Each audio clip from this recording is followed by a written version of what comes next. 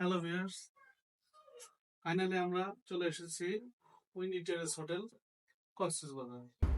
চলেন আমাদের রুমটা দেখাই একটু। প্রথমে আমরা পেয়ে যাচ্ছি সুন্দর একটা ক্যাবিনেট। এখানে আমরা একটা ফুল ভিউ মিরর পাচ্ছি। তারপরে ওয়াশরুম।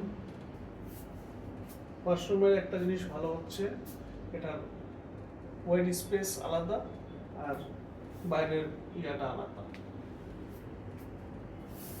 এখানে সমস্ত অ্যামেনিটিস থাকবে। এখানে এই জিনিসটা খুব কাজের, 360 মিরর পাচ্ছি আমরা। একটা পাচ্ছি হেয়ার ড্রায়ার, তো নিট অ্যান্ড ক্লিন মোটামুটি। দেন আমরা এখানে পাচ্ছি কমপ্লিমেন্টারি চা, কফি, যার যেটা পছন্দ, 2 বোতল পানি, টিভি এজ ইউজুয়াল যা থাকে। এখানে একটা মিরর, টেবিল, চেয়ার, এখানে সুন্দর বসার জন্য 2টা সোফা। তো এখানে সুন্দর জিনিস হচ্ছে এই ল্যাম্পগুলি। এখানে আমরা একটা কিং সাইজ খাট পাচ্ছি।